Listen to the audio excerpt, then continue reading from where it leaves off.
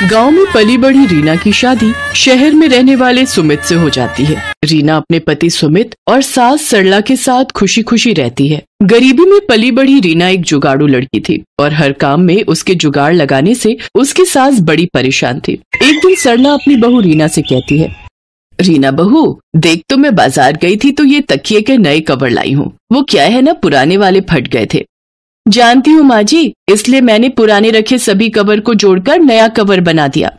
ओह अच्छा, मैं तो भूल ही गई थी कि मेरी बहू तो जुगाड़ू है, वो हर चीज में कोई ना कोई जुगाड़ लगा ही लेती है। अच्छा, अब इन नए कवर को अलमारी में रख दे, कोई मेहमान आएगा तब निकाल लेंगे इसको। ऐसे ही कुछ दिन बीत जाते हैं। फिर एक रोज सरला और सुमित डिनर करने के लिए बैठे होते हैं। रीना गर्मा गर्म रोटी पकाकर उन्हें खिला रही होती है, लेकिन थोड़ा वक्त बीत जाता है तो रीना रोटी लेकर नहीं आती। तब सुमित उसे आवाज देते हुए कहता है, अरे रीना कहाँ रह गई, जल्दी रोटी लाओ ना, मेरी रोटी खत्म हो गई है। उधर रसोई में रोटी पका रही रीना सोचती है, हे भगवान, इस गैस सिलेंडर को भी अभी खत्म होना था। उधर माँ जी और सुमित जी रोटी का वेट कर रहे हैं, अब यूं आधे पेट उन्हें उठाना सही नहीं रहेगा। सोच रीना सोच, अपना ही कोई जुगाड़ सोच फिर से। इतना कहकर रीना छत पर रखी कुछ लकड़ियां ले आती है, फिर 4 ईंटों का चूल्हा बनाकर उसमें रोटी सेकती है और फिर गर्मा गर्म रोटी पकाकर सबको खाने को देती है। फिर अगले दिन सुबह सरला अपनी बहू की मदद के लिए रसोई घर में जाती है तो देखती है कि उसकी बहू बर्तन राख से धो रही होती है। अरे बहू, ये क्या कर रही है, तू राख से बर्तन धो रही है? हाँ माँ जी, अभी देखिएगा सारे बर्तन कैसे चमक जाएंगे। अरे हमारे गांव में तो साबुन कहाँ होता था, हम तो राख से ही बर्तन धोते थे। बर्तन में भी चमक आ जाती है, साथ ही साबुन के पैसे भी बच जाते हैं। हाँ हाँ, वो सब तो ठीक है, पर एक बात बता, तू ये राख लाई कहाँ से? अब क्या बताऊं मैं आपको, कल रात को जब आप डिनर कर रहे थे तो सिलेंडर खत्म हो गया था और खाने के बीच से आपको उठाना मुझे सही नहीं लगा, इसीलिए मैं छत पर रखी लकड़ियां ले आई और 4 ईंट से चूल्हा बनाकर आप लोगों के लिए रोटियां सेक दी। हे भगवान बहू, तुझे पता भी है लकड़ियां कितनी महंगी हैं। वो लकड़ियां तो मैंने लोहरी पर जलाने के लिए रखी थी और तूने उनसे चूल्हा ही जला दिया। अरे माँ जी, खाना खाओगी तभी तो लोहड़ी देख पाओगी ना। अरे मेरी जुगाड़ू बहू, घर पर एक और सिलेंडर भरा हुआ रखा था, तू उसे लगा लेती ना।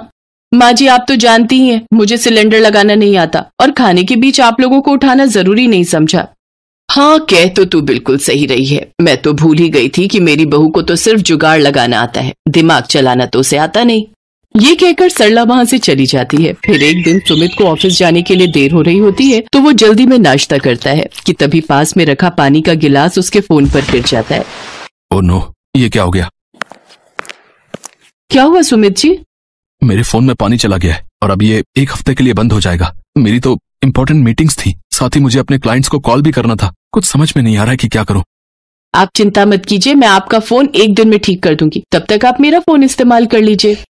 क्यों, तुम क्या 1 दिन में कोई जादू करने वाली हो क्या? अच्छा मुझे देर हो रही है, तुम जल्दी अपना फोन दो, मैं उसमें अपनी सिम लगा लेता हूँ। सुमित के ऑफिस जाते ही रीना उसके फोन को आटे के कनस्तर में डाल देती है। अगले दिन रीना सुमित को उसका फोन देती है तो वो जैसे ही फोन ऑन करता है तो वो पहले की तरह ही काम करना शुरू कर देता है। अरे वाह रीना, अब तुमने कौन सा जुगाड़ लगाया इसे ठीक करने में? जी, आपके फोन में थोड़ा पानी चला गया था, इसलिए मैंने इसे सुखा दिया आटे के कनस्तर में डालकर। इसी तरह से रीना हमेशा किसी न किसी तरह अपना जुगाड़ लगा ही देती थी और अपने घर वालों की मदद किया करती थी। ऐसे ही कई महीने बीत जाते। फिर एक दिन सरला मच्छरों को भगाने के लिए कछुआ छाप का धुआं सारे घर में कर देती है, जिससे कि सुमित का गला बंद हो जाता है और वो कुछ बोल नहीं पाता। सुमित जी, आज संडे है, बताइए तो आज आपके लिए खाने में क्या बनाऊं? सुमित कोई जवाब नहीं देता। कब से पूछ रही हूँ, आप कुछ बोलते क्यों नहीं? इसके बाद सुमित उसे एक पेपर पर लिख कर देता है कि घर में माँ ने कछुआ छाप जलाई थी, मुझे उससे बहुत एलर्जी है, जिस वजह से मेरी आवाज बंद हो गई है और अब इसे खुलने में 3-4 दिन लग जाएंगे। क्या 3-4 दिन? आप देखिए मैं आपका गला 1 दिन के अंदर ही कैसे ठीक कर देती हूँ। मैं अभी आपके लिए काढ़ा बना कर लाती हूँ, उसे आप दिन में 2 से 3 बार पियेंगे ना तो जल्दी से ठीक हो जाएंगे। ये कहकर रीना किचन में काढ़ा बनाने चली जाती है। दूसरी तरफ सरला को याद आ जाता है कि उसके बेटे को तो इस धुएं से एलर्जी है। हे राम, आज मेरे बेटे को मेरी भूल की वजह से काढ़ा पीना पड़ेगा।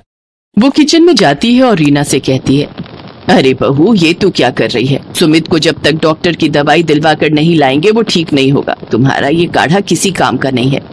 माँ जी, ये काढ़ा बहुत ही कमाल की चीज है, आप बस मुझे 1 दिन का वक्त दो। अगर 1 दिन में इनकी आवाज वापस नहीं आती तो फिर हम इन्हें डॉक्टर के पास ले जाएंगे। सरला की लाख समझाने के बावजूद भी रीना उसकी एक नहीं सुनती और अपने पति को दिन में 2-3 बार काढ़ा बनाकर पिलाती है। अगली सुबह जब सुमित सोकर उठता है तो उसकी आवाज वापस आ चुकी होती है। अरे वाह, क्या कमाल है रीना तुम्हारे जुगाड़ में। इतनी जल्दी तो मैं डॉक्टर की दवाई से भी ठीक नहीं हो पाता जितनी जल्दी इस काढ़े से हो गया। देखा माँ, तुमने रीना के जुगाड़ का कमाल। हाँ हाँ बेटा, तू सही कह रहा है। तेरी आवाज तो पहले की तरह ही ठीक हो गई। मानना पड़ेगा बहू के जुगाड़ को। ये इस बार भी काम आ ही गया। अब तो मुझे बहू के जुगाड़ पर पूरा भरोसा हो गया है। ये हमें हमेशा सही फल ही देता है। तो मान गए ना आप लोग मेरे जुगाड़ को कि ये कोई नुकसान नहीं देता और हमेशा सही वक्त पर काम आता है। हाँ हाँ मेरी जुगाड़ू बहू। ये कहते ही सभी जोर जोर से हंसने लगते हैं। रमा, मैं तैयार होकर आता हूँ। ड्राइवर को ये बैग दे दो, गाड़ी में रख देगा। आज मेरी बहुत बड़ी मीटिंग है, ये बैग भूल ना जाऊं। संदीप ने बैग बोला था रखने के लिए, पर इसमें तो सामान है, ये निकालकर बाहर रख देती हूँ। संदीप तो मुझे ऐसे ही बेवकूफ कहते हैं। संदीप ऑफिस चला जाता है। शाम को वो गुस्से में ऑफिस से घर आता है और रमा को आवाज लगाता है। रमा, रमा, इधर आओ। मैंने तुमसे कहा था ना कि आज मेरी बहुत जरूरी मीटिंग है। मेरा बैग ड्राइवर को दे दो, वो गाड़ी में रख देगा। तुमने ड्राइवर को खाली बैग दे दिया। मेरी सारी फाइलें कहाँ हैं? आपने बोला था कि बैग गाड़ी में रखवा दो। आपने फाइलें बोला होता तभी तो रखवाती। बेकार में मुझे डांटते रहते हो। बहू आई अम्मा जी, मैं जा रही हूँ, मुझे अम्मा जी बुला रही हैं। अरे इसके साथ रहकर तो मैं भी बेवकूफ बन गया हूं। पता नहीं किस दिन इसे अक्ल आएगी। जी अम्मा जी, आपने बुलाया? बहू मैं मंदिर जा रही हूँ, मेरे आने तक गैस पर करेले रख देना और बीच बीच में चलाती रहना। रमा की सास सुनीता मंदिर चली जाती है और रमा की बेवकूफी शुरू हो जाती है। आज अम्मा जी बहुत खुश होंगी। पहले मैं सारे करेले गैस पर रख देती हूँ। हाँ अब थोड़ी देर हो गई है, अब इन्हें चलाती हूँ, अब फिर रख देती हूँ। वैसे मैंने करेलों को बीच बीच में चला लिया है, अम्मा जी आने ही वाली होंगी। रमा की सास सुनीता मंदिर से वापस आती है और रसोई में जाती है। रमा ये क्या कर रही हो? करेले कहाँ हैं? अम्मा जी ये रहे करेले। आपने ही तो बोला था गैस पर रखने हैं और बीच बीच में चलाना है। मैं करेलों को चला रही हूँ। हे भगवान रमा बहू, मैंने कहा था करेले गैस पर रख देना, मतलब करेले की सब्जी बना लेना और चला लेना, मतलब सब्जी बनने तक हिलाती रहना। तो ऐसा कहना था ना अम्मा जी।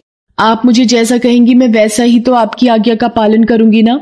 सुनीता और संदीप एक दूसरे की शक्ल देखने लगते हैं और गुस्से को पी लेते हैं। एक दिन तो रमा की बेवकूफी ने हद पार कर दी। संदीप ये कमरे का क्या हाल बना रखा है? इतनी मिट्टी है टेबल पर। अरे ये लैपटॉप, सारा दिन संदीप इस पर काम करते हैं। कितना गंदा हो रहा है ये, क्यों ना इसको अच्छे से धो दूं। रमा लैपटॉप को सर्फ के पानी में डुबोकर धो देती है और कपड़े सूखने वाली रस्सी पर टांग देती है। तभी संदीप आ जाता है। रमा, अरे रमा ये क्या किया तुमने? मेरा लैपटॉप। हाँ इस पर बहुत धूल मिट्टी हो रही थी, मैंने सोचा इसको अच्छे से धोकर सुखा देती हूँ। मैंने सही किया ना? रमा तुम सचमुच तुम बेवकूफ पत्नी हो।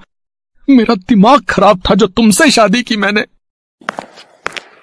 रमा बहू तुम में जरा भी समझ है? लैपटॉप भी कोई धोने की चीज है? क्या बात है, क्यों इतना शोर मचा रखा है? मेरी इतनी समझदार बहू से अगर कोई गलती हो गई तो इस तरह से उसे क्यों डांट रहे हो?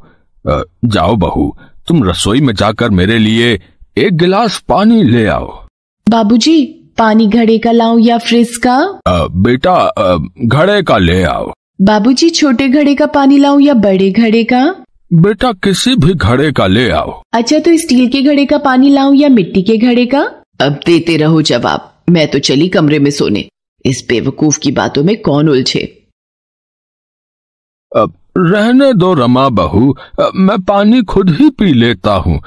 तुम अपना काम करो। अच्छा हाँ। अच्छा ठीक है बाबूजी, वैसे पता नहीं मुझे सब इतना बेवकूफ क्यों समझते हैं। ऐसे ही डांट दिया मुझे, पर धुलने के बाद ये लैपटॉप कितना सुंदर दिखाई देता है। संदीप और रमा की सास रमा की बेवकूफी से बहुत परेशान रहते थे। एक दिन संदीप और रमा के ससुर जयप्रकाश को किसी जरूरी काम से दूसरे शहर जाना था। अब सुनीता, मुझे और संदीप को जरूरी काम से लखनऊ जाना है। अपना और रमा बहू का ध्यान रखना है। और तुम भी जरा अपने फालतू दिमाग का कम इस्तेमाल करना। अरे कभी तो बहू को डांटे बिना कोई काम कर लिया कर संदीप बेटा, है? चल अब देर हो रही है, ट्रेन का वक्त हो रहा है, चल। संदीप और जयप्रकाश लखनऊ चले जाते हैं। दोपहर के वक्त रमा अपनी पड़ोसन सुधा के साथ बात कर रही थी। अब क्या करूं सुधा, तू ही बता, कितना ध्यान रखती हूँ सबका, फिर भी संदीप और माँ जी मुझे बेवकूफ ही समझते हैं। वो तो तू है ही। क्या कहा? नहीं नहीं नहीं, कुछ नहीं। मेरे पास एक इलाज है जिससे तेरी सास और पति तेरे से खुश हो जाएंगे। मैंने भी यही अपनाया था। बहुत चमत्कारी नुस्खा है। क्या क्या नुस्खा है सुधा, जल्दी बता। सुधा रमा की बेवकूफी का फायदा उठाकर उसे एक बेवकूफी से भरा नुस्खा बता देती है। ये नुस्खा तेरे बहुत काम आएगा। वैसे तुझे पता है रमा, पिछली गली में कल रात एक घर में चोरी हो गई। चोर छत के दरवाजे से घर में घुस आए थे। क्या? छत के दरवाजे से? मुझे याद आया, हमारी भी तो छत का दरवाजा खुला रहता है, उसकी कुंडी खराब है। चलो अच्छा है चोरों को ये बात पता नहीं चली। अच्छा अब मैं जाती हूँ। रमा को छत के दरवाजे के बारे में बात करते हुए वही चोर सुन लेते हैं।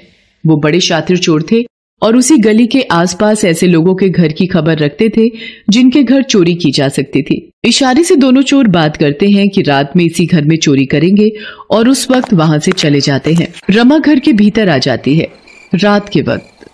चल भाई जल्दी से चोरी कर लेते हैं, छत का दरवाजा खुला हुआ है। लगता है दोनों सास बहू घर में अकेली हैं, कोई आदमी घर में नहीं है, तो चोरी करना और भी आसान हो जाएगा है? दोनों चोर चोरी करने ही वाले थे कि तभी रमा की सास की आवाज सुन लेते हैं और सीढ़ियों पर ही रुक जाते हैं। ओ रमा बहू, ये क्या कर रही हो? पूरे घर में मिर्चों का धुआं कर दिया। ये मिर्ची क्यों जला रही है? हे भगवान, मार दिया रे। अम्मा जी ये नुस्खा है, ये आप अभी नहीं समझोगे। पहले इन मिर्चों के धुओं को घर घर के कोने में फैल जाने दीजिए। रमा मिर्चों का धुआं फैलाती हुई छत की सीढ़ियों के पास भी जाती है, जिसकी महक से दोनों चोर तेज तेज खांसने और छींकने लगते हैं। उनका बुरा हाल होने लगता है। अरे कोई बचाओ, इस पूरे घर में मिर्च है। ये कैसा घर है भाई? अरे भाग लो यहाँ से यार। ये किसके खांसने की आवाज आ रही है? रमा बहू ये तो चोर है।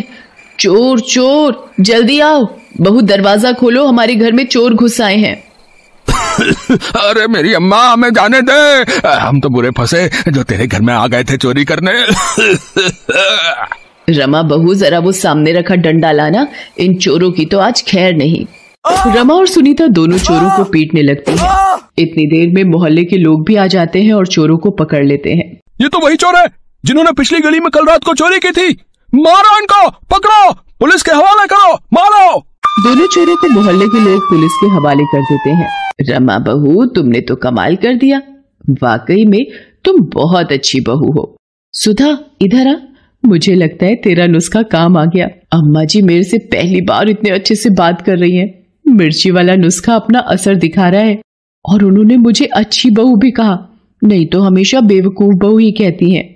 सुधा अपना सा मुंह लेकर रह जाती है क्योंकि रमा की बेवकूफी भरे नुस्खे ने सच में उस दिन कमाल कर दिया। जयप्रकाश और संदीप जब वापस लौटते हैं उन्हें भी सारी बात पता चलती है और वो भी हंस हंस कर लोटपोट हो जाते हैं। रमा को अब भी यही लग रहा था कि ये शायद नुस्खे का कमाल है।